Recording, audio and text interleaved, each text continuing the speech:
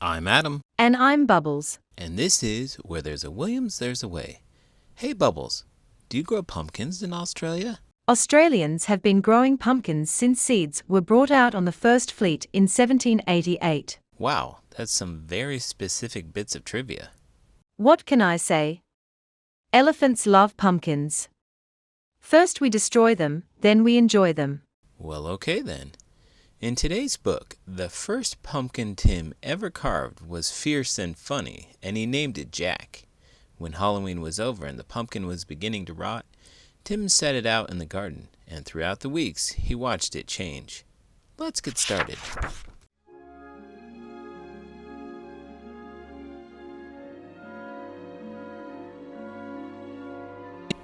Pumpkin Jack, written and illustrated by Will Hubbell. When Tim carved his first pumpkin, it was fierce and funny and just perfect. A jack-o'-lantern this good deserved a name, so Tim gave it one, Jack. Long after the best trick-or-treat candy was eaten, Tim still kept Jack. At night, when a candle made Jack's face dance on the wall and filled the dark with warm pumpkin smells, Tim felt Jack was almost magic. Yet, too soon the spell was broken. "This pumpkin is beginning to rot," announced Mom. "It's time to throw it out." Tim knew it was useless to argue. He carried Jack to the garden, which was filled with the brown ghosts of last summer's plants. "A dead garden is better than a trash can," thought Tim. Still, it made him sad to leave Jack outside and alone. Whenever chores or play brought Tim to the garden, he looked at Jack. Every time, Jack was different. He became wrinkled, and his fierce smile began to look silly.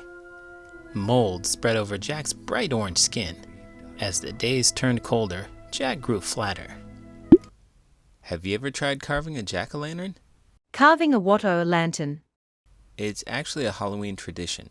People carve spooky faces or designs into pumpkins and put candles inside to make them glow. It's a bit of a spooky decoration. Oh, I see. Well, I've never carved a pumpkin, but it sounds like fun.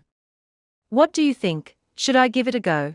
It could be quite a sight to see, but I think you might need some help with the carving. Those trunks can be pretty handy, but maybe not for precision work like pumpkin carving. Winter began. Soon Jack was hidden beneath snow, and Tim forgot about him. The cold, heavy jacket days came. Snowmen and sliding days, indoor days, Thanksgiving, Christmas, and Valentine's. When all these days had passed and the March winds melted the snow, Tim found Jack. There wasn't much left, just a faded and crumpled pumpkin skin, a stem, and a few seeds. Jack's Halloween magic was a distant memory now. Tim scraped a thin blanket of earth over the last bits of his pumpkin. "Goodbye, Jack," he whispered. When spring turned barefoot warm, a tiny sprout appeared where Jack had been. Tim found it, and guessed what it was. In the days that followed, Tim weeded and watered and watched the sprout. Slowly and steadily, the plant changed and grew. It branched and spread a web of vines over the ground, but no pumpkins appeared. The days turned hot. Flowers opened on the plant each morning, yellow stars that twisted shut forever in the afternoon. Still, there were no pumpkins. Finally, Tim found a little green ball growing behind a crumpled blossom. A pumpkin! Tim let out a whoop and ran to show his mom. By August, the plant had spilled onto the lawn. Tim's favorite game became pumpkin hunting. He carefully waded among the leaves, searching for green pumpkins like hidden treasures. You know, when I was a kid, we used to carve pumpkins at the beginning of October. That way we got in the Halloween spirit early in the month. Did you ever eat the pumpkins? No, not really. We would eat the pumpkin seeds, though. I like to pick up the pumpkin, smash it on the ground, then eat the pieces. Yeah, that's quite a bit different approach than me. I mostly eat pumpkins and pie. Do you start eating everything pumpkin pie spice? No, but my daughter does.